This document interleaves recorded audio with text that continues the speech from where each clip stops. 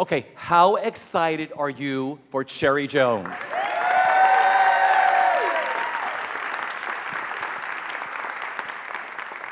And look at this, sold out house. Thank you for spending the afternoon with us.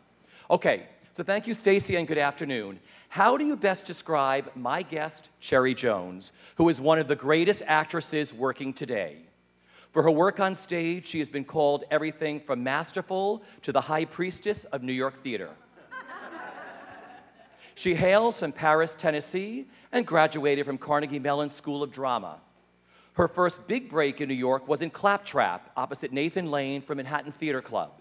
She made her Broadway debut for director Tommy Tune in the comedy Stepping Out. She arrived back on Broadway as Lady Macduff opposite Christopher Plummer and Glenda Jackson in Macbeth. She received her first Tony Award nomination for playing the dual roles of Reverend Johnson and Liz Morden in Timberlake Wertenbaker's Our Country's Good, directed by Mark Lamos. She won the Obie Award as Anna in Paula Vogel's The Baltimore Waltz for Circle Rep. She appeared as the angel late in the run of the original Broadway production of Tony Kushner's groundbreaking play, Angels in America. She won her first Tony Award, Drama Desk, and Outer Critics Circle Award for her brilliant portrayal of Catherine in Lincoln Center Theater's production of The Heiress, directed by Gerald Gutierrez, and co-starring Philip Bosco, Frances Sternhagen, and John Tenney. She returned to Lincoln Center as swimmer Mabel Tidings Bigelow in Tina Howe's Pride's Crossing, winning the Drama Desk. She mesmerized Broadway audiences as Josie in Eugene O'Neill's classic, A Moon for the Misbegotten. Clap if you like. I see a lot of hands getting up there for all of this. Starring with Gabriel Byrne and Roy Dotrice, for which she received her third Tony nomination as Best Actress.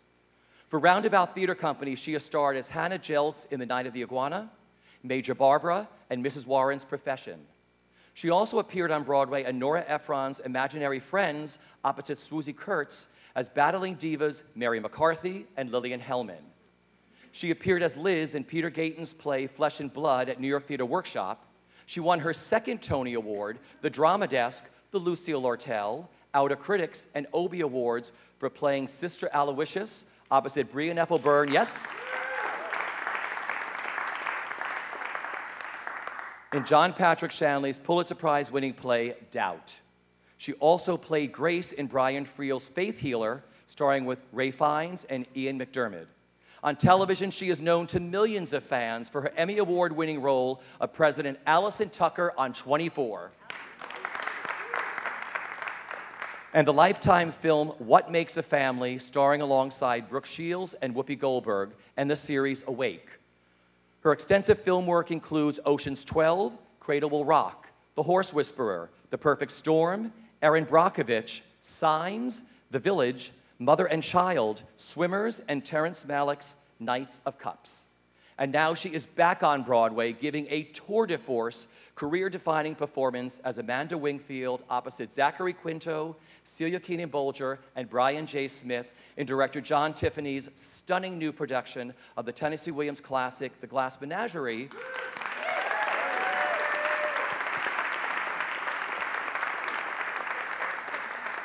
That began at A.R.T, where she is a founding member and earlier in her career appeared in more than 25 productions. Please welcome the wonderful, the beautiful, the amazing Miss Cherry Jones.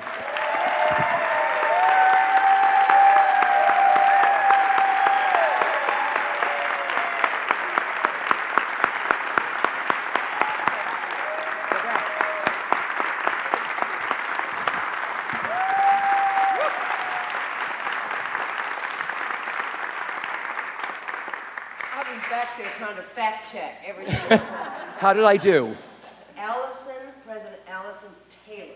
Oh, Taylor. But I like Tucker. All right, Tucker Taylor. Beautiful, okay. So one boo-boo I made. Tinker Taylor Tucker spot. How cool is this? She rode her bike here. We know what traffic's like. Perfect. So listen, hi there. Thank you so much for doing this. Do we have to use these for like the taping or something? Yeah, we have to use sort of for a taping, so. You're like, pretend you're on stage at Carnegie Hall. Yes. So you just opened to rave reviews.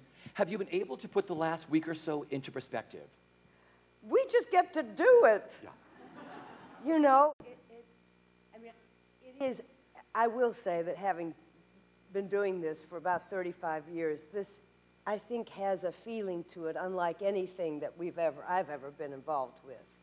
And I think part of it is the way, the esteem in which many of us hold the play. And for those of us that somehow the play escaped us, people are being reintroduced to it in a way that they never imagined, that they would be able to feel it, you know. So there's an appreciation that we all have about this production. We feel the same way. We feel very appreciative to John Tiffany, this boy from Huddersfield, Yorkshire. You know, leave it to a Yorkshire laddie to show us, to reintroduce us to this masterpiece. And he just, I like to say, he clears away all the weeds. And what we're left with is just those, the emotions and the feelings and what we remember in memory. We don't remember what kind of cutlery our mother had in 1987. We remember our mother across the table telling that story about her childhood in the backwoods of Wisconsin or whatever, you know. That's what we remember. And occasionally we'll remember a piece of cutlery. So it becomes totemic, you know. And that's what John does as well. The things that we do use become totemic, you know. I'll stop there. You asked a very simple question. They're just asking if you could hold it just a little higher. I know, it's terrible. Pretend you're a singer. Cherry Jones singer. I've got you under my skin. I see a CD in the making. Now, I want to go back. How did Glass Menagerie come about for you? Because you originally said no to this role because you thought you were incapable of it. Did you? I was one of those ignorant people. I was, who lacked the experience and the loss and the poetic soul in reading the play to appreciate what a masterpiece it was. I also was very lucky to come from a happy family. People who loved one another would never have spoken ugly to each other. And I mean, truly. So all of that was so off-putting to me. And it was a world that I didn't know and didn't want to know and didn't care about, you know. And Amanda seemed like another, I am Southern, so it was that little chip on my shoulder of another freakish Southern lady, you know. Because there's so many, it's always, we're all freaks a little bit, you know. And I just didn't, I don't know. So we did a reading of it. He would not let me say no. He was like a dog with a bone. He would not let me say no. So finally we did a reading of it up at New York Theater, upstairs at New York Theater Workshop. And little Kristen Mialotti from Once read Laura, and Michael Esper read Tom so beautifully. And I cannot remember the name of the boy who played the gentleman caller. It wasn't Brian J. Smith, who we have. Yeah. But in that reading, I realized, oh my gosh, I not only understand this and have great respect for it, but I feel a responsibility to do it. Because I'm of that generation. I'm that last standing, you know, my generation of actresses are the last who really knew those women. Barely. When I was 10 years old, Miss Margaret Porter, Miss Jewel Compton, Miss May Coram, Miss Odessa Mitchum, all of these women had been born in the 1880s, like Rose and, like Edwina Williams and Amanda Wingfield. And I knew their voices. And I had great historical respect for what those women went through. And I was fascinated by the fact that somehow I had always missed in the reading of that play the fact that this is a Victorian woman who was abandoned just before World War I in German Catholic St. Louis with no skill set and 2 children. No skill set. And how did she feed and clothe and shelter those children? Because if she could have gone back to Mississippi, she would have, and she couldn't. And I don't think there was anything to go back to. So that was my first question when I started working on it, was it just never had occurred to me before. Because you always, you know, it's the Southern Belle-ness of it is played up. And when you're a Southern belle, you know, food just falls from the heavens, I guess. You know, I don't know. And that was not the case. And you can be a Southern belle all your life, if that's what you want to be, and you got money. But if you ain't got no money, you're not a Southern belle anymore. You know, and I really question how much of a classic Southern belle she ever was. Because I think the money was gone by the time she was born. I think that cotillion dress was bought by a couple of great aunties who still had a little bit of cotton money from, you know, pre-Wawa. You know, they had a little bit of, you know, ill-gotten gains, and that paid for that girl's cotillion dress.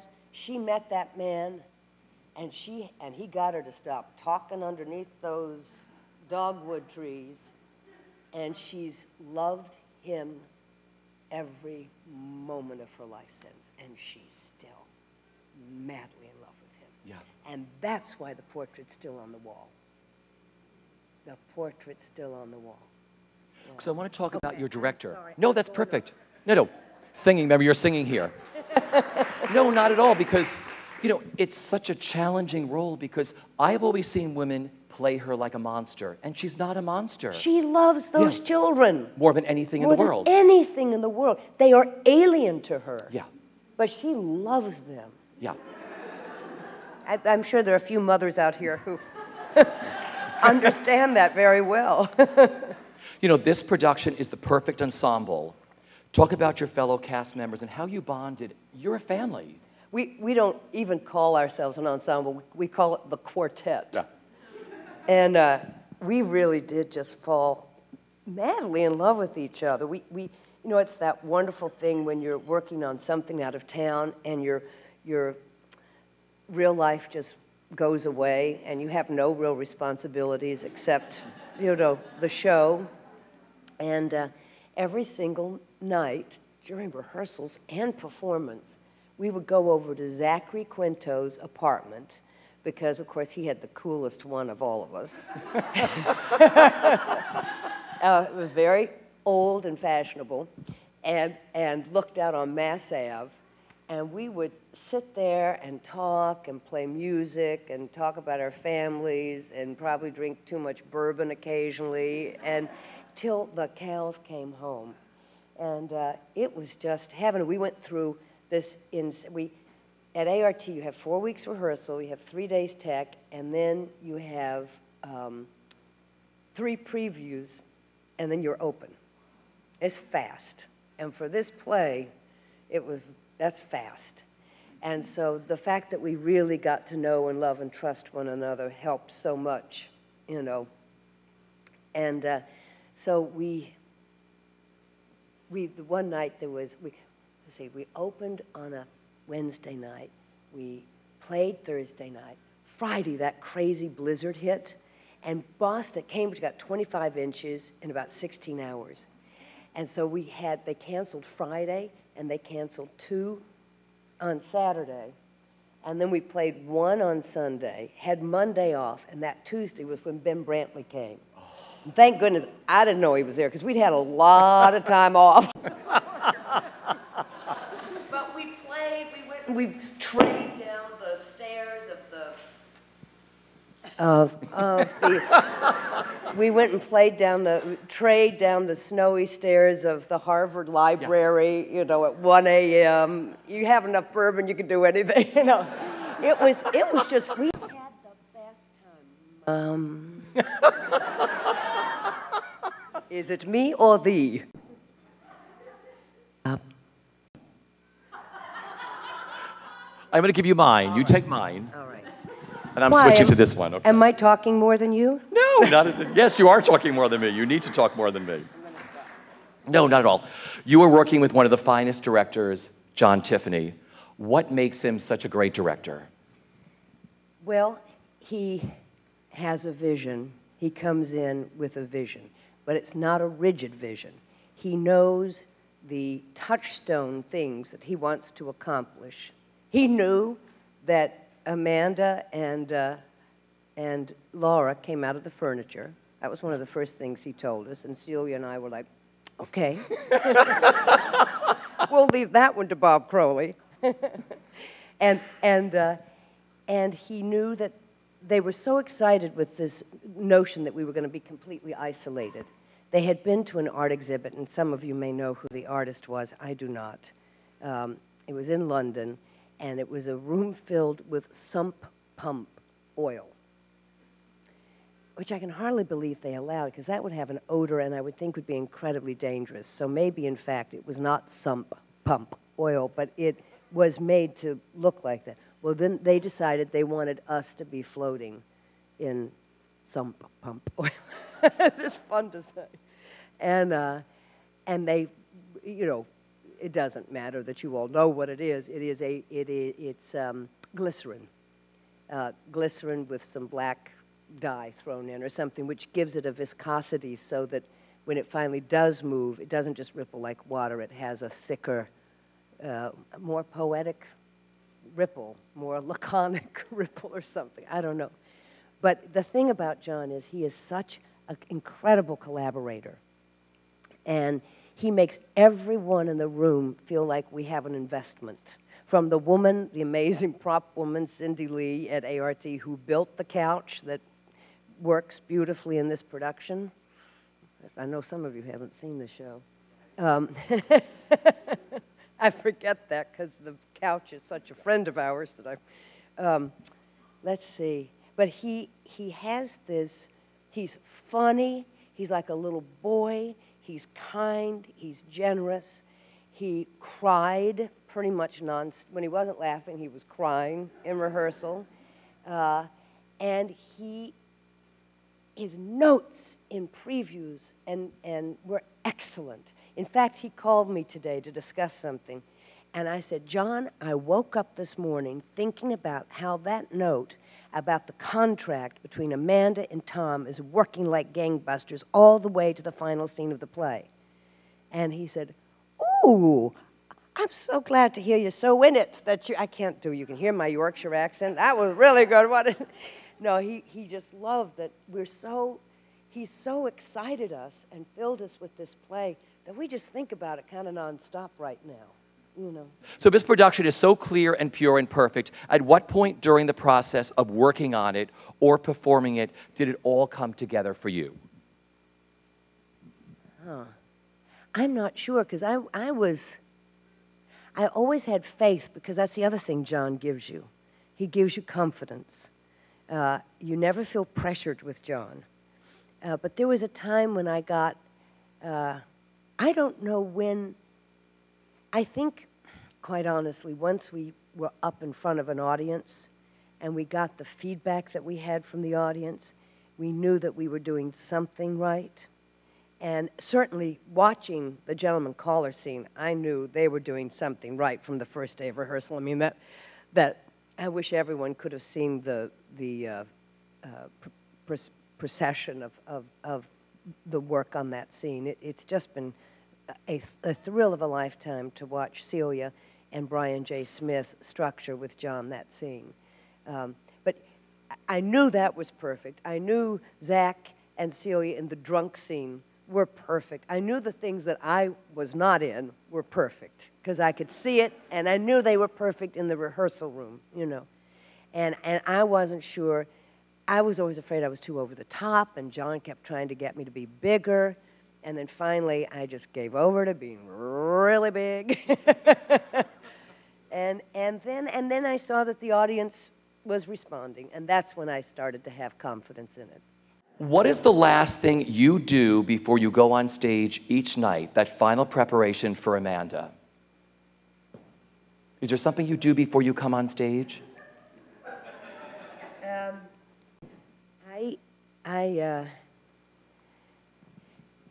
Well, actually, the preparation for Amanda takes place once we're set on stage.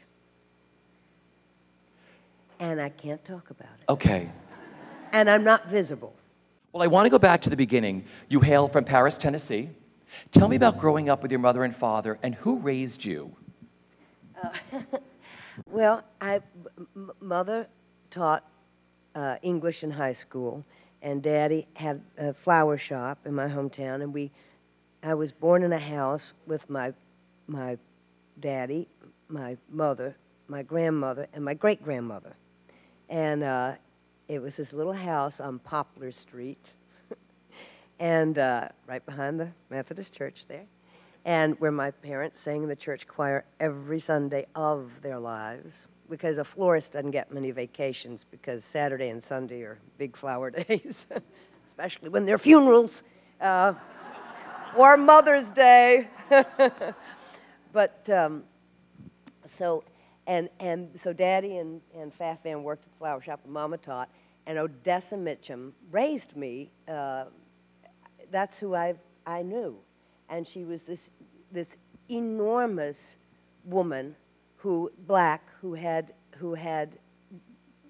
made dinner rolls for Dean Martin. I say that because she was so worldly. I didn't know anybody else in Paris, Tennessee, who'd even been to Los Angeles, California. So she was she was incredible, and she was savvy, and she was smart, and she was funny, and she put up with my little white ass. and we would watch The Edge of Night together. This was I have so few memories, but the ones I have are just golden, of watching The Edge of Night. And then we would go over to the Benjamin Franklin Hotel on these concrete steps with a railing, and she would smoke. She smoked Cools, and we would sit out there and hang out. And then at night, these mean white people would come home who would make me sit up straight, would make me put my left hand in my lap, make me cut my food this way, make me, yes ma'am, no sir, yes ma'am, yes, no sir, all of that. And I didn't like them. I just wanted to be with Odessa nonstop, because we were just, And then, of course, once I started going to school, our time together diminished, and then I think she actually moved back to Los Angeles briefly, and she sort of moved around, and would come back to Paris, and I'd see her when she would come back, and she was a wonderful, wonderful woman. And then I made peace with my mean parents, and everything was okay. Yeah. So when you were growing up, where did your love for performing begin, and what were those early creative outlets? Did you have them early on? Well, Mom and Daddy both had beautiful singing voices.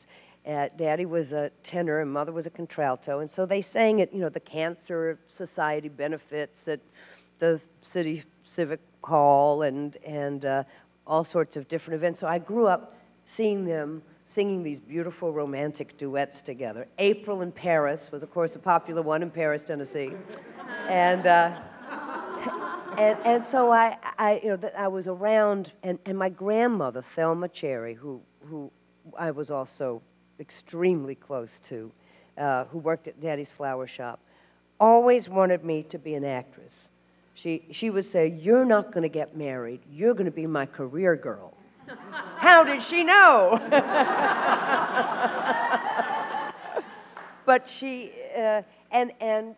would have she would love what is happening right now. She would be right where you are. She would just love it. Yeah. Did you tap dance at 3 years old or something? Was that one of your first recitals with your first applause? I tried. I am incredibly knock-kneed. I am knock-kneed. I am not a good dancer. I couldn't even dance like at proms and stuff. I am not a dancer. I'm the one who will go, people try to get me on the dance floor, and I'll just say, "I like to watch." That was the tap you just did? We're passing back. Did you play Mark Twain in high school? This is a story I got from David. Well, every time I now know Mr. Hal Holbrook, and every time I see him, he'll say, "Should I be expecting my royalties anytime soon?" Because I did. I pirated about 45 minutes off the Mark Twain album. I got to see him twice when I was a child. My daddy took me to Memphis to see him, and it was just the greatest thing I'd ever seen. And so I pirated 45 minutes off the album, and I did it for the Rotary Club, and I did it for the TVA convention at Barclay Dam, and I did it for our high school. I think I got to do it for the entire high school. And I forgot my cigar, and I knew the principal smoked cigars, so I had to go and borrow take one of his cigars. I thought, that must not happen often, that a girl has to go and ask her principal so she can smoke his cigar in front of the entire high school. But I remember the wig. I got a white suit from somebody, and there was that English woman who was kind of, I think she was a little bit of a mistress to certain men in town. She wore those white wigs. She was English. Do you remember her? Well, anyway, she wore these white wigs, and I think she was a little bit of a mistress in town. And she let me borrow one of her short white wigs for Mark Twain. And the mustache and the eyebrows, of course, were cotton balls. I hadn't quite gotten to the point, but they were well shaped. Well, they said you were terrific. Oh, thank you, gentlemen.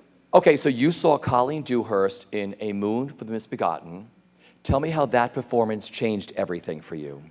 I was 16, and I was really lucky because I got to go to the Northwestern High School Institute for Speech and Drama, and which was the first time I met a lot of other people my age who loved theater.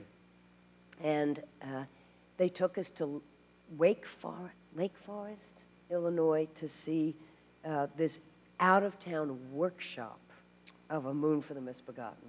They didn't even have costumes, real costumes. They basically wore pieces that they'd come up with. And they didn't really even have a full set.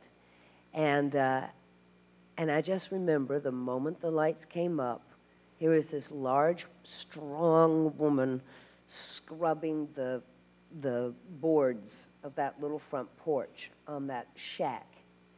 And from that moment on, I was just absolutely mesmerized by everything about it and about Colleen.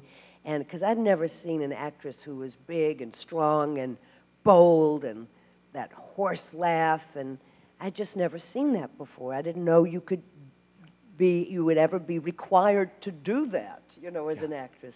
And I was completely knocked out.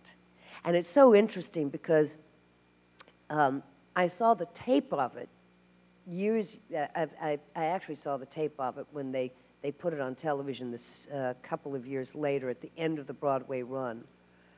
But I've seen it more recently after I did it, not well, I will say, but I saw it, and the performance that knocked my socks off as an adult watching it, of course, was Jason Robards. Yeah.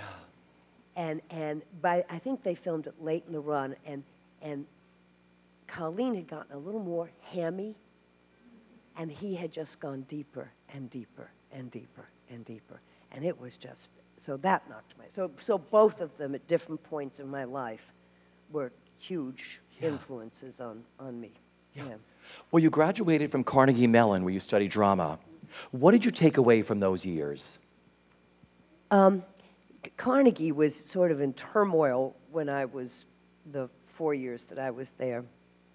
We had 4 different heads of the department in the 4 years I was there. And so each head would bring in their own regime, and they would say, we are the true way, the only way, forget everything else you've learned. We are the way, And it was a little bit, and unfortunately, because we were always, by that point, especially by senior year, we'd been there 4 years, and here were some more newcomers, so we kind of ruled the roost. We must have been awful. We must have been just terrible to some of those people. I shudder to think. We were arrogant, and it was terrible, our class. We were fun, but not if you were a new teacher, probably. And I remember realizing when I left how helpful it had been, because of course when you work with different directors, you work in different styles. Everybody's got a different style. The play is the playwright, everything is different, incredibly different one to the next. So having all these different torture teachers were, was really beneficial to us, rather than studying only one way of working. Having Grotowski and Meisner and this and that, whatever it was really, really helpful. And we did have one constant movement teacher who was superb. He finally got replaced, I think, our senior year. But we had him for 3 years, and his name was Jewel Walker. And I never understood what I was learning from him at the time. It seemed a little bit like kindergarten to me, But what I realized in retrospect that I got from him, the most important thing I got from him, is completing the gesture, whatever it is, that don't ever do anything halfway. Even if you're someone who does stuff halfway, there's a way of completing the halfwayness. You know what I mean? And the best example of that I have is in the Heiress. There was, my dresses had a life of their own because they were silk. All those gowns I wore, whether they were plaid or whatever they were reproductions of Victorian silk fabrics that Jane Greenwood had gone to London and gotten. Thank you, Lincoln Center. Think they've got a little money in their back pocket? I mean, they were just gorgeous. And so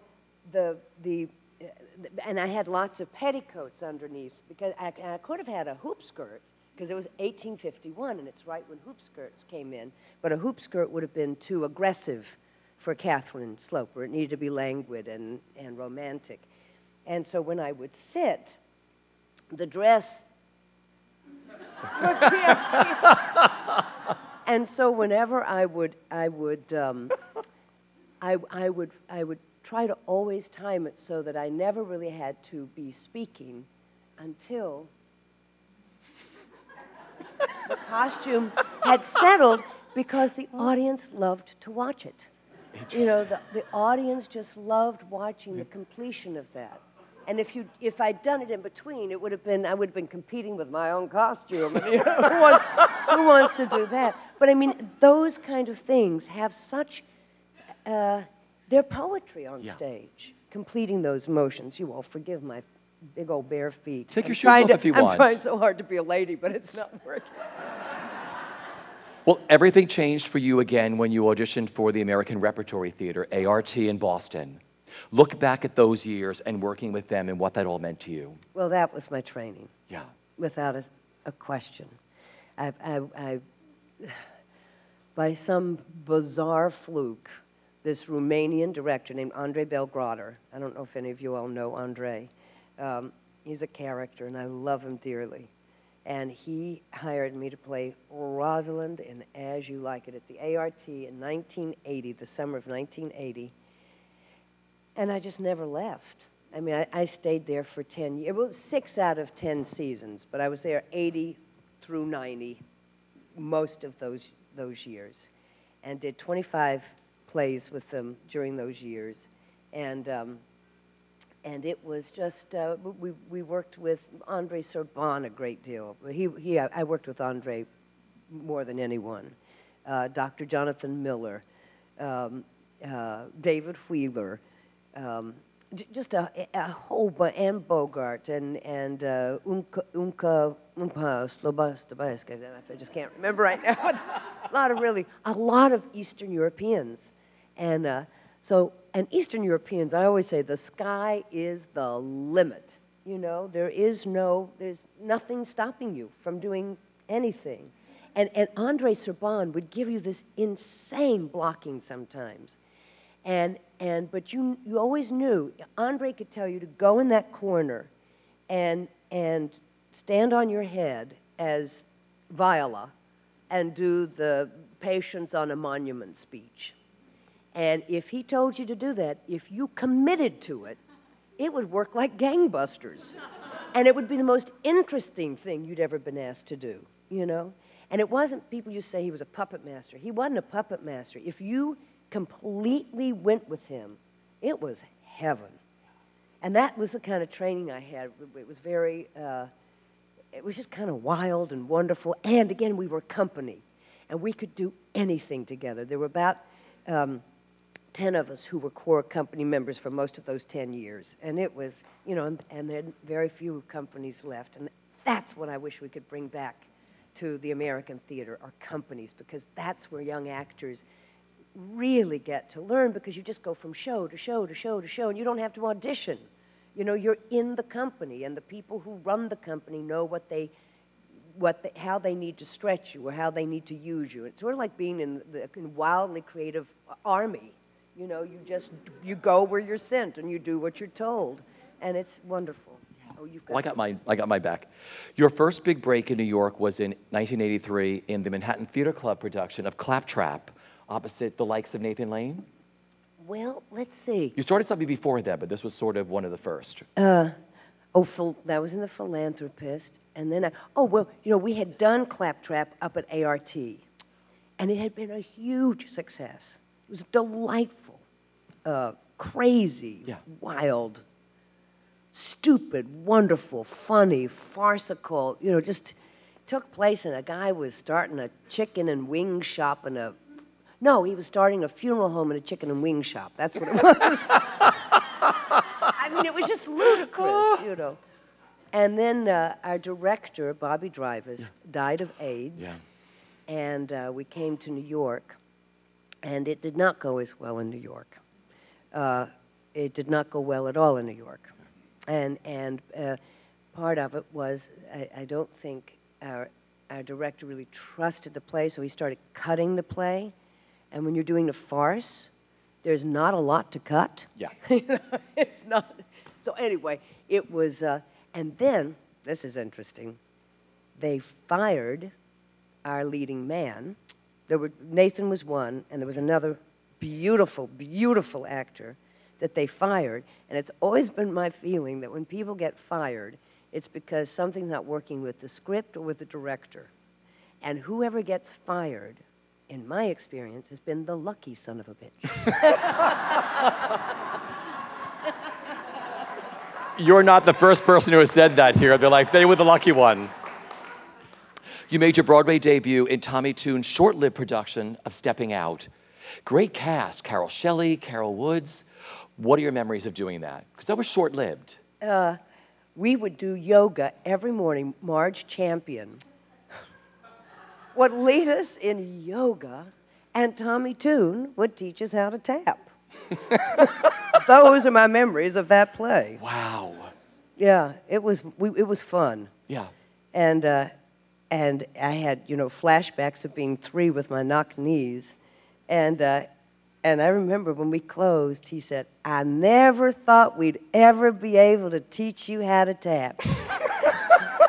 And he said, we almost did. I love that. Marge Champion and Tommy Tune.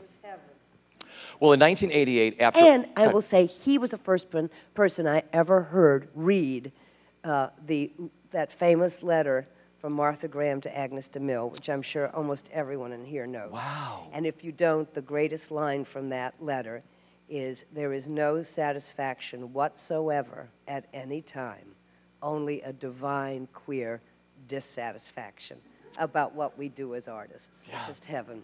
That's beautiful. In 1988, after a national tour, you arrived back on Broadway as Lady Macduff in Macbeth, that beautiful production with Christopher Plummer and Glenda Jackson. What were they like to work with? Was it beautiful? I thought it was gorgeous. Did you think it was beautiful? It was dark. It was fraught, is what it was. Because on the road it kept changing, right, or whatever? We had 5 Macduffs. Wait, just have to tell you one quick one. So we started in Stamford, Connecticut. After 3 weeks of it, this is the best part. So we're rehearsing at the Old Manhattan Theater Club down on 16th Street, and it's about 2 degrees outside. It's January. And we come in, and there is a raked, like fanned, big fan, scalloped rake like this, with a big sign on it that says, no one is allowed to go on this without rubberized tennis shoes, whatever. And I just remember Chris Plummer looking at this rake. I mean, it was the most absurd thing you'd ever seen. And sweet, great Tony Walton had designed it, but I don't know quite what he was thinking. And Glenda Jackson, you know, they're these two great actors looking at this rake like this. And Glenda sitting up under a do not smoke sign, just chain smoking her junket like this. And she'd never done Shakespeare before, and I remember at the read-through, she read it like this. We never saw her face once. She read the entire thing like that. And then we went from Stanford to Baltimore, and the director was let go. We had 3 directors. Did I mention that, along with the 5 Macduffs? The first director was let go. A second director came in. New ground plan, new set. Performing old production at night. Rehearsing new production on new ground plan by day. No place to rehearse it for the first week. So they finally, the only place they could get first to rehearse this was on the proscenium stage of the Baltimore hockey rink. And it was about 48 degrees on that stage. And we were all in mufflers. And by this point, Chris had thrown out his back and neck with the broadswords. So he is in a neck brace in a wheelchair. And Glenda Jackson's pushing him around in this wheelchair. And that was just Baltimore. We still had Pittsburgh and Toronto and Boston. And this is the last thing I'll say about that. So we're playing the O'Keefe Center. We're playing the O'Keefe Center in Toronto. And if anyone knows that, it's about a 4,000-seat house. And it's the kind of, I'm the one who's speaking. I'm serious. You're that big. And we would you know, we would do this thing that Robin Phillips would have us fussy on and fussy off. And it was great because you would run on and you'd stop, and then you'd play the scene, and then you get the hell off, you know. Well, we went from there to the Colonial in Boston. And of course, we would fussy on and fussy off, and this is what would happen. This is what happened the first night. Boom, boom, boom, boom, boom, boom, boom, boom, boom. Because the Colonial's this big, and the Colonial wings are this big, and so everyone ran off, and they were just like boom, boom, boom, boom, boom, boom, boom. Chris got a front tooth knocked out. Serious, I'm not making this up. All right, so you used to sit in Glenda's dressing room, right? Yes, I did. Drinking wine? Had a little crush on Glenda. Okay. She was amazing, right? Amazing. Great ensemble member. And she would have a Guinness every night after she was dead. We were both dead. And I would go into her dressing room, and we would, and she would always be having a Guinness, a warm Guinness. And she would always offer me, I was like a puppy dog around her, and she would always offer me a Guinness. And so I remember the first night I went over and I cracked it open, and she said, "Oh, do be a lady and use a glass."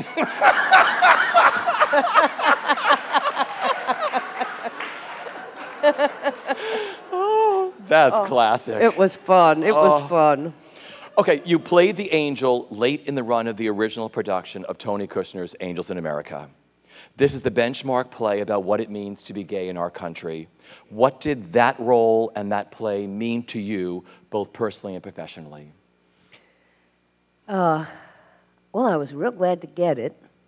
And I know it's going to be very challenging because it was 6 hours, and I was going to be replacing Ellen McLaughlin.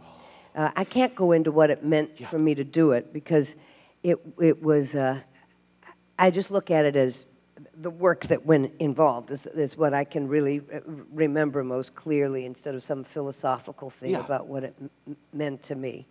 But it was an incredibly challenging thing, and I don't mean just to tell you funny stories, but I'd never replaced on Broadway before, and someone came up to me and they said, "Now, Cherry, when you go out there the first night," plus I was having to fly and hang 50 feet in the air and fly upside down and do all this stuff, and I didn't have any time to rehearse it, you know, so I was talking about flying by the seat of your pants.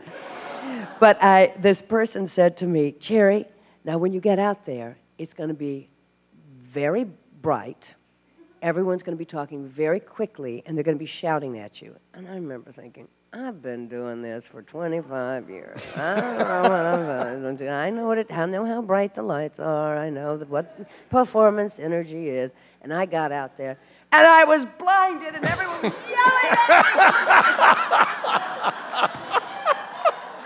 I couldn't believe it. It was a complete out-of-body experience, and I was just bowled over.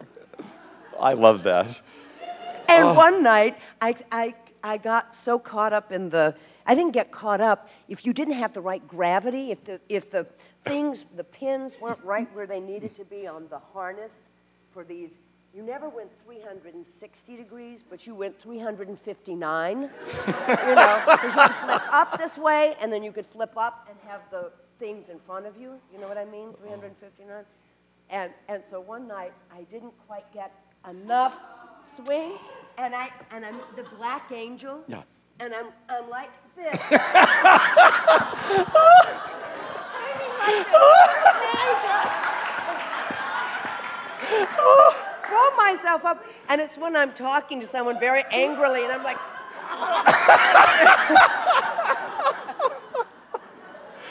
oh, I look like a bat. These are classic stories. You're bringing them all. You're asking about obscure things that people don't usually ask I about. love this. See, we just go, you sit in a seat, they buy a ticket, the curtain goes up. No one has any idea you go through this stuff. Well, we're going to go back into the Heiress. That was so glorious, that beautiful production, right? Oh.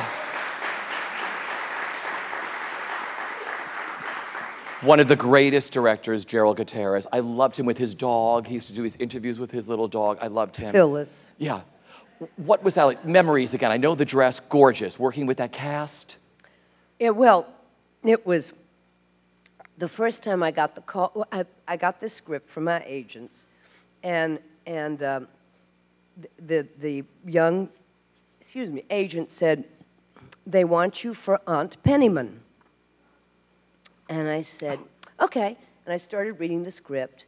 And at this point, I was 38. And clearly, Aunt Penniman is, I would think, at least in her 50s or 60s. And I remember thinking, this is what happens. People told me it would be this way. One minute, you know, you're the leading lady, and the next minute, you get close to 40, and you're the old aunties.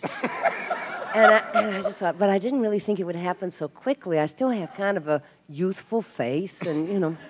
And I started reading it, and I kept looking, of course, at the part of Catherine and thinking, oh, whatever very young actress is going to play this is going to be so lucky. And I could feel how she breathed, and I could just feel her. And I was so sad that I wasn't going to be playing her. And then my agent called back, and she said, oh, I'm so sorry. They want you to look at the part of Catherine. I'm like, oh, thank you. And then she called back about an hour later, and she said, oh, I'm sorry, and it's an offer. I was like, oh. And that was how Jerry worked. I think every single person in that production, it was an offer, because he knew that actors responded well when they knew they were wanted from the get-go. Yeah. I mean, isn't that a brilliant way to do? Yeah. And of course, he had been an actor. He was everything. He was a concert pianist and a director and an actor, so he knew how to treat people with respect, for the most part. Yeah. And it was just, you know, to be in that room. And Jerry was such a raconteur that it would be, he had us all in stitches, in hysterics for most of that rehearsal period, until finally, you know, I'd been around long enough that I would finally, every once in a while, after like the 19th story after lunch, I would go, 2 weeks left till opening, 2 weeks, you know. And, but we had just a great relationship. Yeah. And that little dog would sit there, you know, in that chair until breaks, and then on breaks, Phyllis would run around, then she'd jump right back in her chair. Once break is over, she'd be right back there. And, but it was, you know, again, it was one of those delightful surprises to all of us that this wonderful old chestnut, that basically, I remember Jerry used to say that the second act of that play was pure melodrama, but it was earned, you know. And it was a lot of fun. It was a lot of fun to work on. It was difficult. That run was difficult because we kept extending, and all of our successful men, our fathers, and there were 3 daddies and 3 lovers in the course of that year. So I never stopped rehearsing. I was rehearsing, and there are pictures of me with Philip Bosco where I'm rosy-cheeked and, you know, a nice normal size. And by the end, there's a picture of me with Ramek Ramsey, who was the last daddy, and I'm like emaciated. I've got. I was tuckered out by the end of that run, but because it was a year, we did a solid year, and I never missed a performance, or took a vacation. Great. Because I always thought if I took a vacation, I didn't want to have to go back. And I loved it, but I just wanted to keep going, you know. I was afraid I'd lose something if I took. You won your first Tony Award for that. I did. Do you remember that night at all? What do you remember from that night? I remember, well, it's interesting. I remember 2 things. I remember thinking, I want to remember this, you know. Sure. Because it was, the lead up to it was very exciting because Helen Mirren was nominated, Eileen Atkins was nominated, and Alice, Faye was, Alice,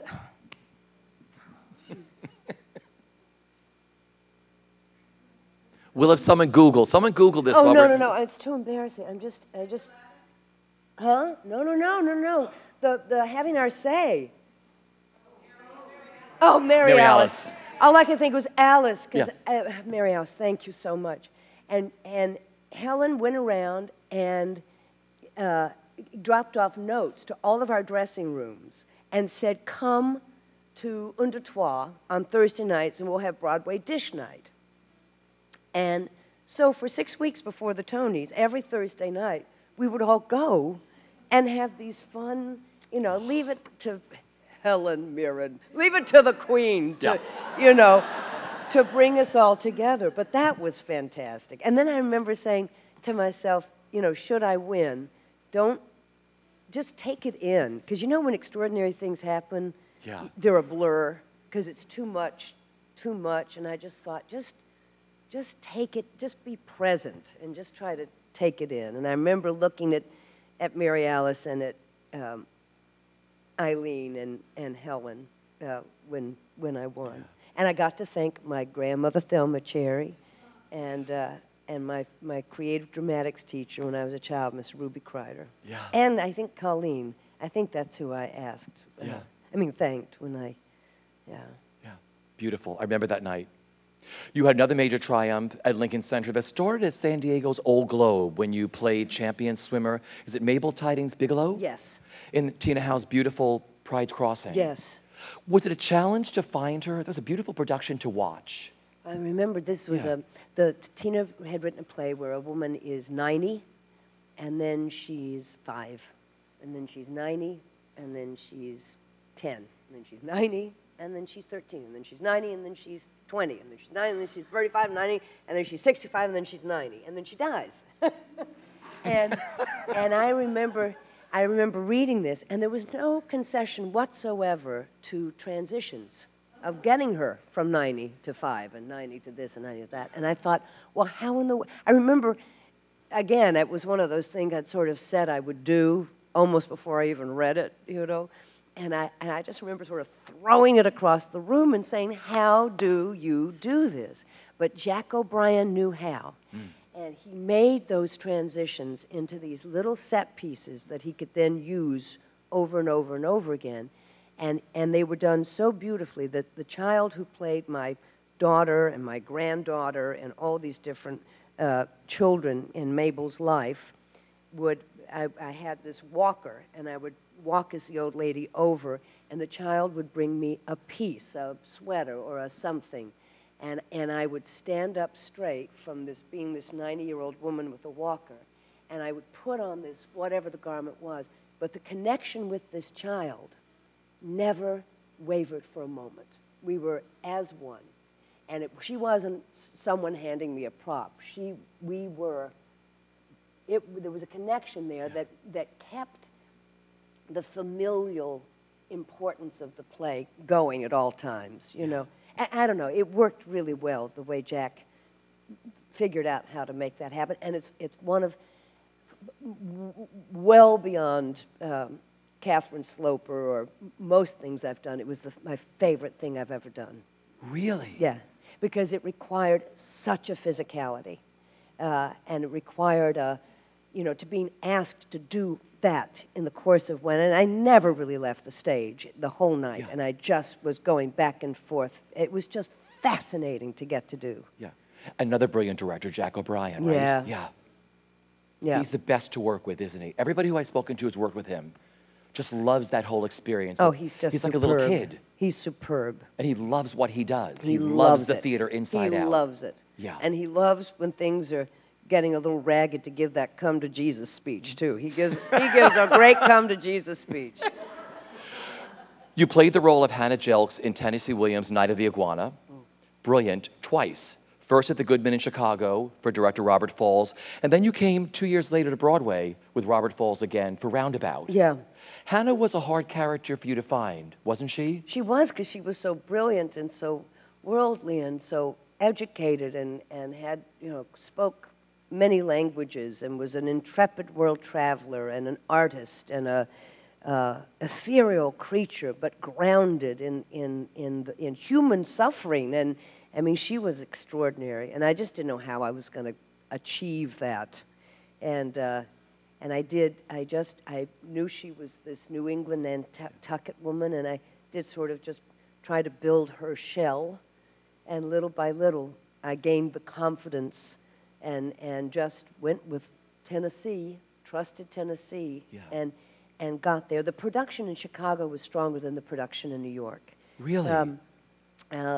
Billy Peterson played Shannon beautifully, but we were both in different places in New York, and the cast was different. Yeah. We had all those fantastic Chicago actors playing those roles of people who were on stage for 5 minutes. And they were these amazing Chicago actors who knew each other so well and had done a million things together. And they could come on in those 5 minutes, and they were completely there, you know. And the actors in New York were superb as well, but they didn't come from that same history with one another. And it was just, again, you just felt like you were working in a company in Chicago. And then in New York, everyone was sort of hired from different places, and it didn't quite, and Billy and I didn't ever quite have the same chemistry that we'd had. I mean, not because there was any trouble between us, but it was just we were in different places in our lives. Billy had gained, I shouldn't tell this, but I just It stays here. He wouldn't care. He wouldn't care. He had he was very tan, and he had that nice kind of dolphin-y, you know, he's Norwegian or whatever he is. You know how the men have that nice dolphin-y, just a little bit of blubber? You know what I mean?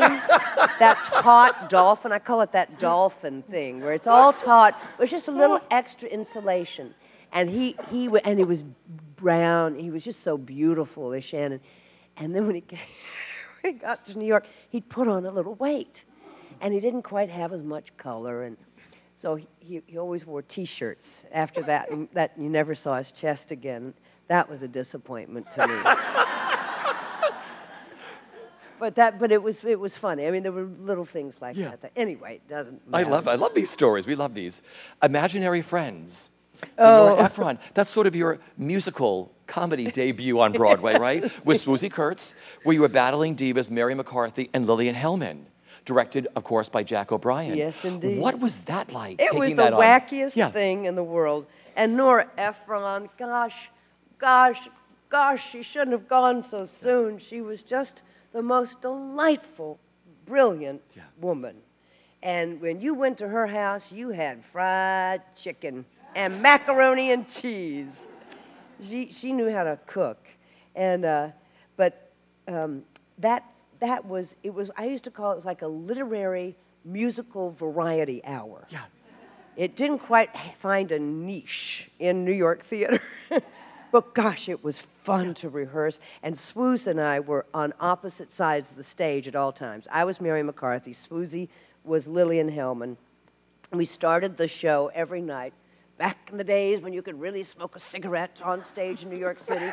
And we would get into places between, and we had this much room between the front curtain and the curtain right behind us. And the stage managers would come out, and they could barely get by us. And we'd be in these gorgeous suits.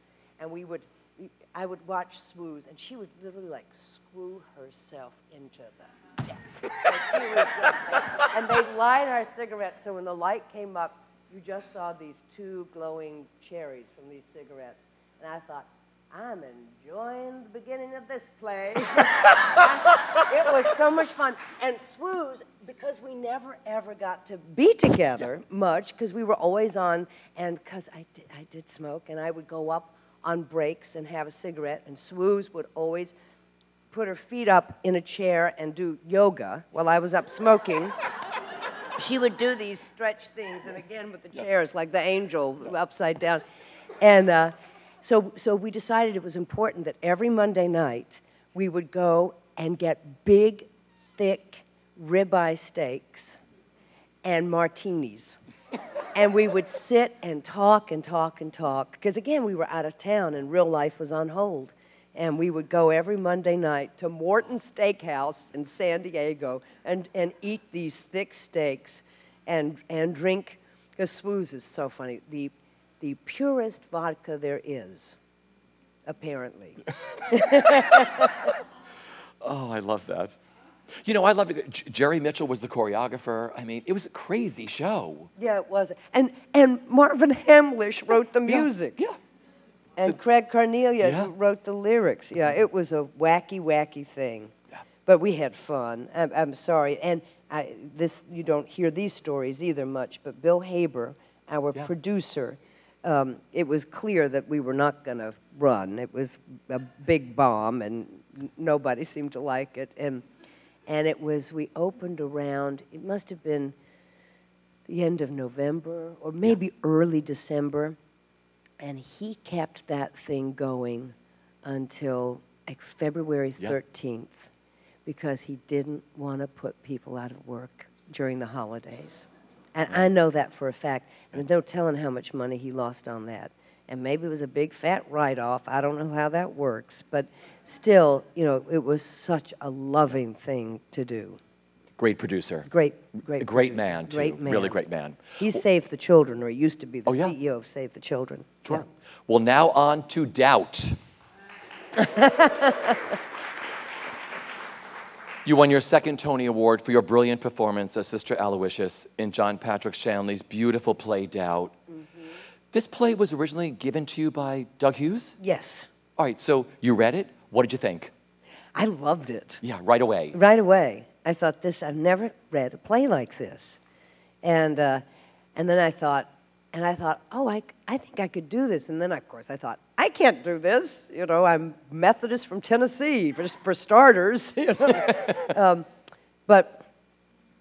And I think they'd gone through a lot of different other folks who turned it down. Several different women had turned it down. Yeah. And finally, Doug kept trying to convince Shanley to use me. And Shanley'd never seen my work. And quite frankly, I'd never seen any of Mr. Shanley's work. Because we'd been lucky and been busy. And I just never auditioned for a Shanley. Yeah. And I hadn't seen him, and he hadn't seen me. So he was there at the first read-through. And of course, now I realize that he was there to sort of say yay or nay to me. And fortunately, I didn't disgrace myself in front of him, but I was far, far away from where I ended up because Doug Hughes was such a wonderful director. He just stayed on me. He made me, I kept saying, he just made me be more and more and more horrific. And I kept saying, Doug, there's no way. I said, I've got to at least have half of the audience on my side. Everybody's just going to love him. They're just going to love little Mary Sunshine over there, you know. And he said, trust me, you have got to be granite. And he was absolutely right. That's the point of the play, doubt. you know, that she has none in those early scenes. And the doubt that she has at the end of the scene is debatable. You know, we can discuss what that was. Yeah. But it was fun to play. Once I fully understood, and he moved that like a bat out of hell. Yeah. It was 90 minutes long. Oh, yeah. They did it at Pasadena Playhouse at the same time we were doing it at Manhattan Theater Club. The brilliant Linda Hunt played Aloysius. Yeah. But their running time was like 2 hours and 10 minutes. You know, so it's that Doug understood that you had to sort of keep ahead of the game, because it's not rocket science, that play. You know, you really do have to stay ahead of the audience. Yeah. Did she change for you, like, early on? Did you find her during rehearsals or when the audience was added into the mix? In rehearsals, we all Yeah. started, because Doug was so terrific. And also, for example, Brian was the only, I mean, he was the in-house Irish Catholic, you know, and about the only Catholic in the room. But our assistant stage manager, Beth Maloney, was Catholic. So they were our special, you know, our experts. And Brian, one day, we were rehearsing the scene where he comes in, where I've invited him in for tea to discuss the Christmas pageant. And, but of course, it's really to put him on the spot about the child's breath smelling of alcohol. And so he comes and he came in, and I was standing there with the tea tray. He came in and he sat down in my chair, behind my desk. And I just immediately, I was like, Doug, I mean, I'm joking, we were all dear friends. We were like, Doug, I don't think so. I don't think. She would never allow him to do that. And Mr. Irish Catholic said, oh, she would have to.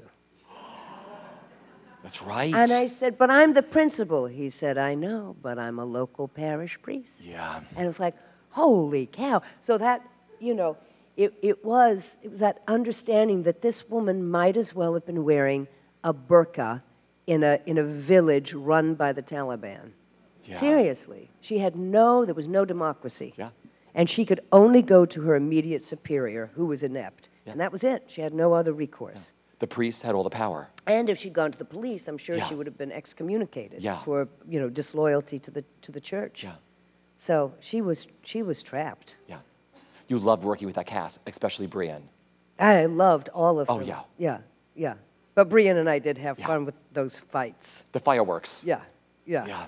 You loved that run. You had a long run in that. Yeah, I loved doing that play.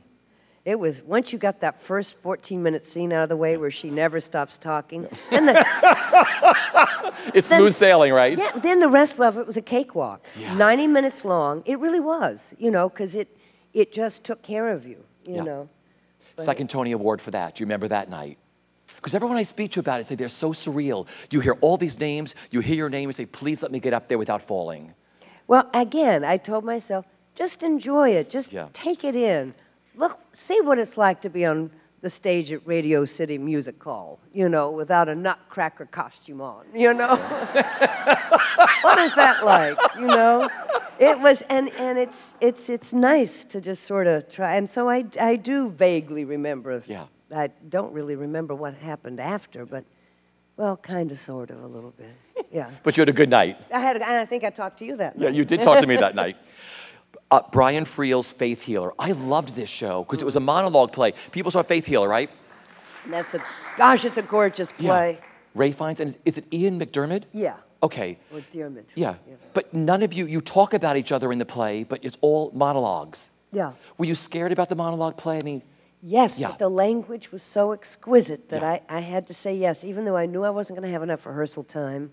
And I wanted to work with a coach, dialect coach, but Jonathan Kent, for some reason, didn't really, I don't know if he thought that I wouldn't be able to get it. yeah. Or what, but he didn't really want me to. So I ended up sounding like, I don't know what I sounded like in that play, but it was not Irish. But she's also English Irish, Yeah. you know, and her father was a judge, and she'd grown up, she'd probably gone to school in England, and she'd lived her entire adult life out of a back of a caravan with him in Wales. Yeah. So it was like, what is her accent? So I don't know, but I was embarrassed I didn't come up with one, and they didn't really encourage me to, because it was bad. It was great. It was a combination of everything, like you Oh, said. Richie, you're so positive. Well, you know, I loved it. All right, so Jonathan Kent sort of put you on track, the director, yes, right? Yes, yes. And it was, you know, I'll tell you, I had this episode in Doubt where I went up, but I didn't really go up. I just remember looking at Heather, and I mentioned this in that New York Times magazine thing recently, that I was looking at Heather and she was looking at me, and I could tell that she was looking at me because I was supposed to be saying something. But I had no idea what it was, and they gave me the lines, and nothing sounded familiar, and I knew where I was. I knew, you know, and what I found out years later was that it was my first little red flag that I had a seizure disorder, and it was my first little seizure. And one of the things they'll say, have you ever found yourself on another side of the room and you don't know how you got there? Or have you ever found yourself with people looking at you mid-conversation? And, you know, and at first when they were asking me these questions, I'd say, no, no, no. And then finally they asked one that was so specific to what happened with Doubt, and then they said, that was your first little seizure. And it makes sense because they had to bring me the script. I'd done it about 400 times at this point. They had to bring me the script on Broadway, and I had to carry the script, and I could not take my eyes off the script because I had no idea what came next. Because after you have a seizure, and what happens when I have seizures, and knock on wood, I've not had one since I've gone on the medication for it 3 years ago, but I have aphasia. That's now how I have a seizure, is I just can't speak. For about 30 minutes, I can't make sense. I know I'm aware of what's going on, but I can't, it's like you've had a stroke. There was a point to this about... About going back to the monologue play when you're by yourself. Yes. Yeah. So what do I do next? A damn monologue play where I'm on stage for 45 minutes by myself. But I thought I had to prove, because I thought it was a panic attack. I didn't know, and I'd never had a panic attack before. So I thought, okay, if I can do this, then I can proceed, I can keep working, and I can get over this fear. And the thing about a monologue, which I didn't realize, is we put so much pressure on ourselves when we're playing with someone, because if you falter, you screw them up. You don't only screw yourself up, you screw your partner up. But in a monologue, and I didn't go up miraculously, but had I realized I could have sat and just sort of gone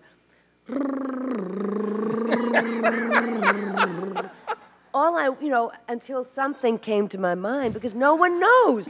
Audiences, if you do it completely with conviction, audiences stay with you. You know, we are all very generous that way. We just think, well, that must be part of the show. You know. But Jonathan told you it's actually living in that moment. The moment is your partner, right? Yes, the moment is your partner. Yeah. The moment is your partner. And Ian McDiarmid was so breathtakingly beautiful. And he had done it from the very beginning. There were 2 productions before I joined in. Ian, he'd done it in a smaller theater, then they'd done it in Dublin. Yeah. And then, this was his 3rd time doing it, which reminds me of that Olivier quote where he says, it's not how well you know a part, it's how long. Yeah. And it's true. And I will say that with Glass Menagerie, we did it for 6 weeks in Boston. And as soon as we closed on St. Patrick's Day in Boston, I ran my lines at least twice a week from March 17th on. Yeah. So that by the time we got into rehearsals here in New York, it was so in me, the language and the speed with which I could think it, and that it gave me this tremendous leg up of going back into it. Yeah. And I was not going to have to learn one of those lines over again. Because, they're heaven, because the language is so perfectly melodic Yeah. to the southern ear. But I did not want to have to spend any time relearning it. Yeah. One of my favorite lines, and it's not even one of the most complicated ones, but is, Tom, I haven't said what I had in mind to ask you. You know, I mean, it's just, Tom, I haven't said what I had in mind to ask you. Yeah. You know, it's just heaven. There's no one better than Williams. No one. Mm-hmm. You are known to millions of television fans for playing President Allison Taylor on 24, for which you won the Emmy for. How did that role happen for you? I got a call from my agent, and it was right at the time that my parents' health was in a steep decline. And Mother had had a series of strokes, and Daddy had Parkinson's, and I needed to get home to Tennessee. And I didn't, all of a sudden my agent called and said, they want you to come meet the producers. And I'd never wanted to do television. I was such a theater snob, complete theater snob. And they said, there's a part in 24, which I only really knew about because Charlie Rose liked it, and I love Charlie Rose. He had the entire cast and the producers on, and I thought, well, if Charlie Rose likes it, you know. But so I went out and made, and I think, well, my agent said 24, and I thought, that's that. Charlie likes it, but that shoot-up thing about a spy or something. I didn't really know what it was, and he said, well, I said, what's the part? And he said, the President of the United States. I said, oh, oh, and I said, do I get my own Oval Office? He said, I believe so. So I went out and I met with these gentlemen, and I had just finished doing Sister Aloysius. I mean, just finished that long, long tour, 703 performances, all told. And I like to joke that from playing Aloysius to the President, it was a linear move, you know. I didn't have to do much except take the bonnet off, you know. And I met with them. I got back in the car that they had sent to drive me from the hotel out to Chatsworth, and I referred to it as Death Valley, out there over the mountains there where it's quite hot. And I was in the car going back to the hotel, and my agent called, and he said, like 20 minutes later, he said, they want you. And I remember thinking, wow, and we're on the freeway, and I'm watching all these cars go flying by, and I'm thinking, oh, I'm going to have to learn how to drive on these roads. I swear to God, that was my first thought. I thought, because, you know, I rent cars and I drive, but I don't do that kind of driving. And so that was a big consideration. But it was a heavenly, I had the time of my life. Basically, all I had to do was show up about 3 days, every 2.5 weeks, I'm not making this up, be paid more money than I'd ever known was possible, and look really serious.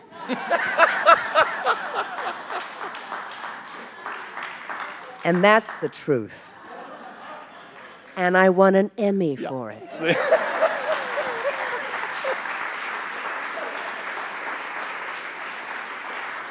And you all know I'm not making that up. Yeah. You know? Because every actor we've had here has said, I love TV and film. It's a cakewalk than doing 8 shows a week. They pay you well, they treat you well. But do you like the process? Well, I love the process because unlike theater, the one thing I prefer about television is that the crew is on stage with you. Yeah. You know, so you really get to know the crew. And this crew, they were extraordinary because, I mean, they were basically making a movie every 2 weeks. The production values were very strong on that show, and the crew and by the time I got there, they'd already done, I was season 7 and season 8, so they were this well-oiled machine. And I just had so much fun with them. And I didn't even try to learn the technique. It's too much. I'm beyond it. I can't really. So the guy, Skinner, the main moving camera guy, the handheld or whatever it's called, would literally, I would say at the end of a take, I'd say, could you find my eyes on that one? Because I just didn't think about it, and I just left it up to them to find me, which they would. They were incredible. I mean, I learned a little bit as I went along, but not much. And because I'm slow, I am a slow learner. No, because we had Vincent D'Onofrio here, and when he did Law and Order, they said, you'll mark here, you'll do this. She said, no, I'm a stage actor, you will follow me. Well, I at least tried to hit my marks. Yeah. I'm Methodist enough. I thought, well, I'm not going to have them. I'm going to try to at least hit my mark. But the eye thing, I just couldn't. Well, that's what he said. He said, please just follow me. I can't land on 27 different areas during a scene. Well, at least I understood that it is photography. Yeah. And there is a thing called an f-stop, and you need to help that focus puller a little bit so they don't shoot themselves. Okay. Okay, you made a Lifetime television movie, which meant the world to me, because I had a lesbian couple friend of mine who was going through the same thing. Oh, wow. So this is What Makes a Family. It's a brilliant film if you haven't seen this on Lifetime. It is good. Yeah, it's a really great film, which is based on a true story about a lesbian couple in Florida where your character, right, Sandy Cataldi, is artificially inseminated, gives birth. She gets sick, she then dies, and her companion, Jamie Nielsen, which is played by Brooke Shields, must fight to adopt their child from her grandparents. This was a brilliant, brilliant television movie.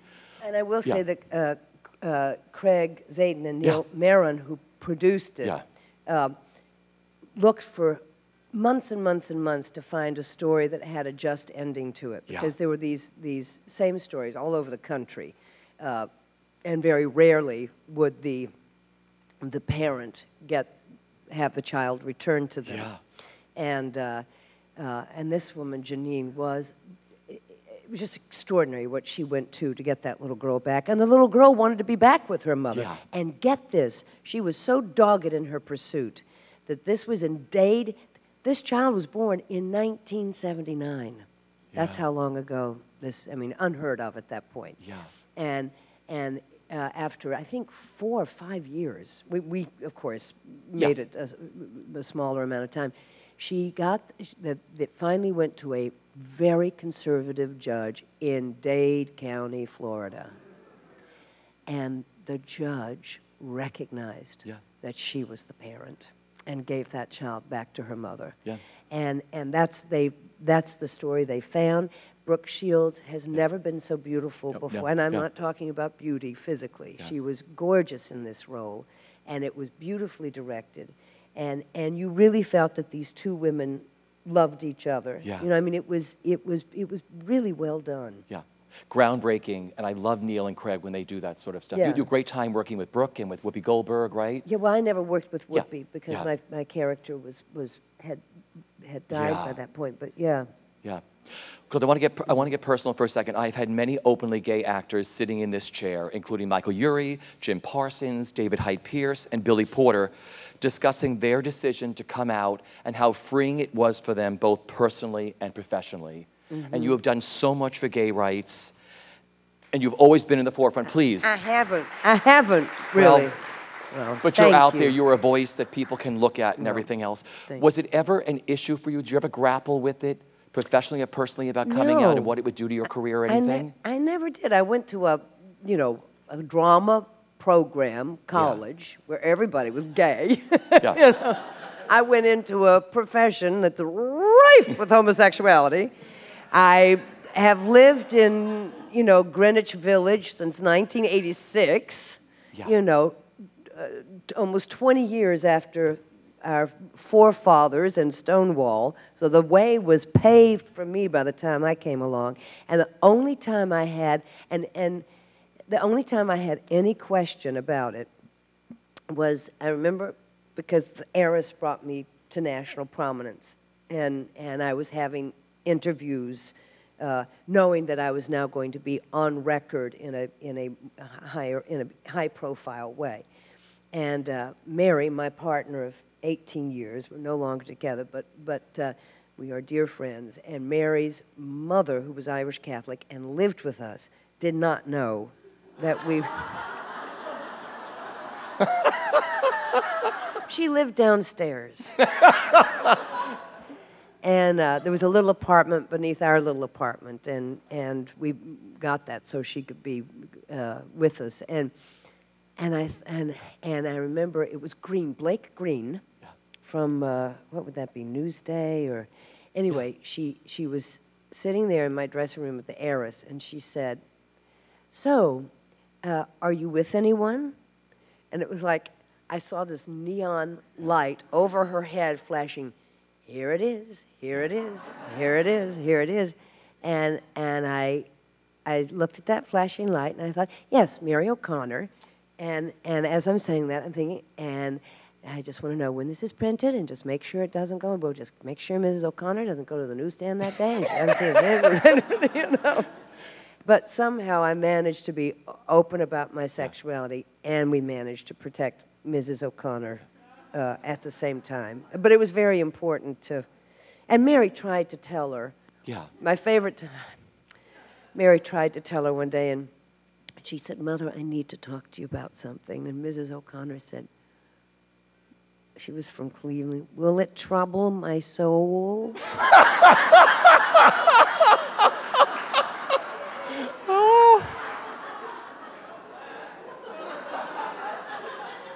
And the subject just moved on from there to what we were having for supper that night. Well, I thank you for being a face and a voice to many young gay teens that want to come out and everything else, and just doing what you do. Thank you for that. Well, and I thank Lily Tomlin. Yeah, right? Exactly. Well, you know, we have about 12 minutes left because she has a 7 o'clock show tonight, and she's been so gracious to sit here with us today. So thank you all. I'm going to sort of combine the last of my few questions with all the beautiful questions that the audience has given us at the same time, okay? It's what I sort of want to do. You've done so many wonderful films. You work with Tim Robbins in the film Cradle Will Rock. Wonderful film. Great experience. Tell me a quick little story about working on Cradle Will Rock or what it meant to you. He was fantastic and a taskmaster all at once. Really? Yes. He was so in love. I played Hallie Flanagan, who was the head of the Federal Theater Project during the WPA during the Great Depression. And Hallie Flanagan was brought before the House on Un-American Activities. And she had to testify in a morning and answer 3 months of a smear campaign against her. That were lies, lies, lies, lies. Truly, all lies. And she had about 4 hours to defend herself. And all of her testimony was off the top of her head and was so brilliantly phrased, worded. She was a brilliant woman. And Tim kept wanting to shoot more and shoot more of this. And finally, we'd run out of everything he'd given me to learn.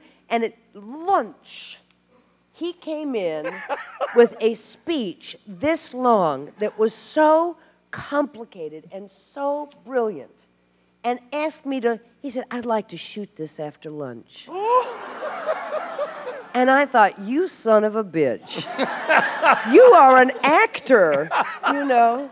Did you learn it? I somehow learned it well enough, and I don't know how, except that I just had her mind in my mind at that point. You know, I mean, I had her so on my brain that I kind of, but I couldn't look at it because it was off the top of her head, you know, and they couldn't have cue cards or, anyway. Sometimes you hope the theater gods are with you, where you just get me through this whole thing until that last sentence where you start chewing the words. Yeah, and he wanted a theater performer in that part, to his credit. Yeah, great film. Ocean's 12. Who did you work with in that movie? Who were?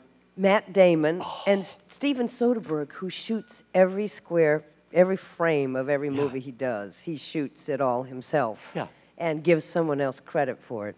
But he's behind the camera at all times.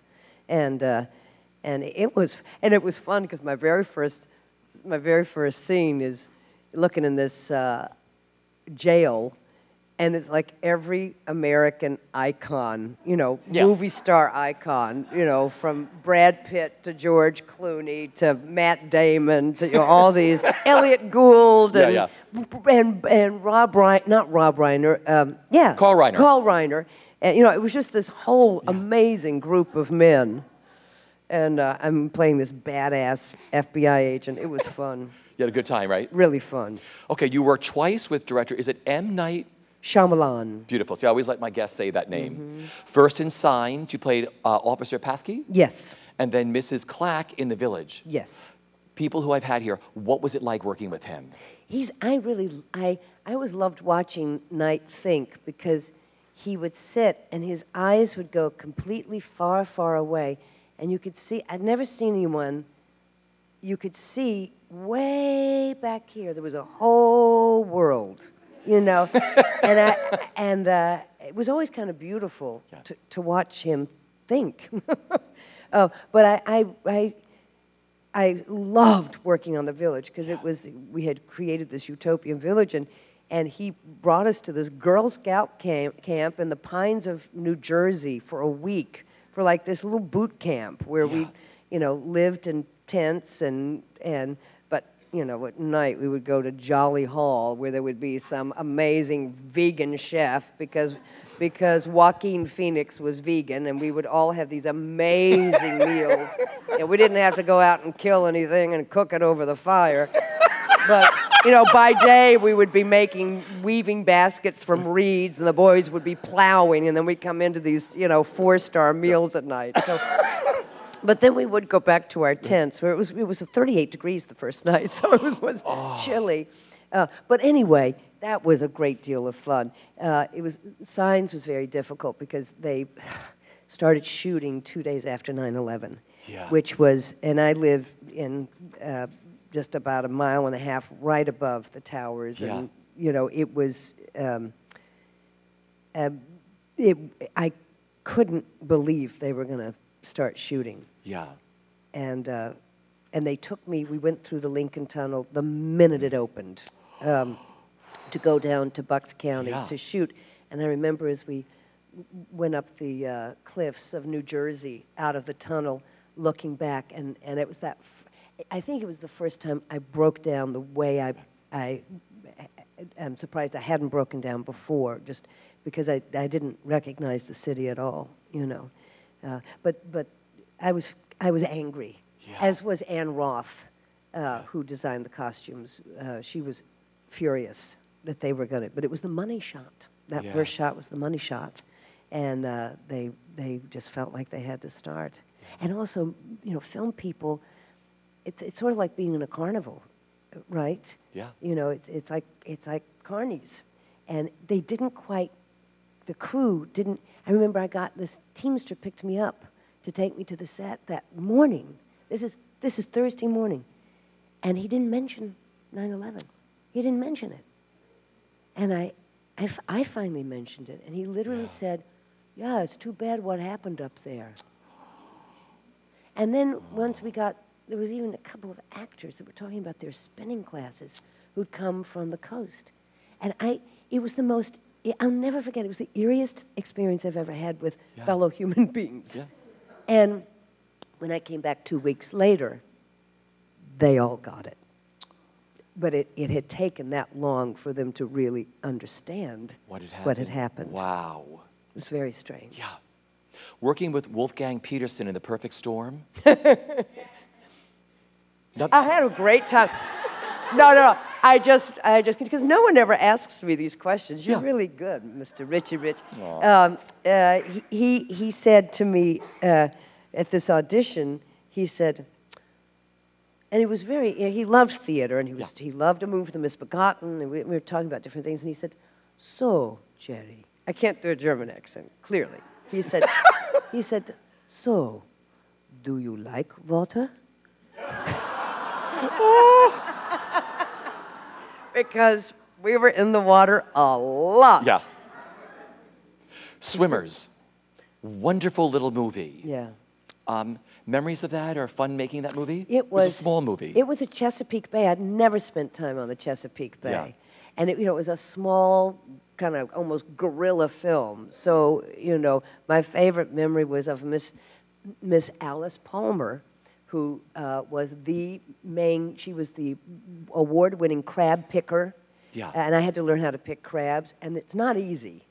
And Miss Alice had these huge, huge hands, And we spent an entire afternoon with her teaching me how to pick crabs. And finally, it came out that I was gay.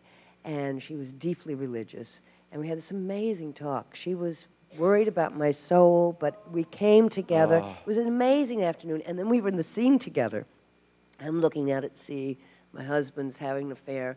I'm picking these crabs. And all the action. And I'm picking the crabs. And Miss Alice is right next to me. She said, "You know I didn't teach you to pick crabs like that." Cut. You know. And then he finally had said, "Miss Alice, if you can't be quiet, we're going to have to take you out of the scene." And I would just hear her sort of go, I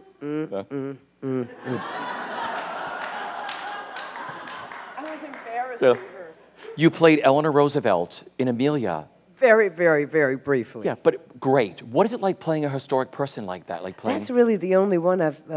And I loved Eleanor Roosevelt. I worshipped Eleanor Roosevelt. So sadly, I looked more like her in profile, but I believe it or not, my cheeks were too big. She actually had quite the planes of her cheek, and she was not a large woman. I mean, she was tall, but she was not heavy. You think of her, because she always had those foxes and stuff, but she was actually slim, hipped, and quite...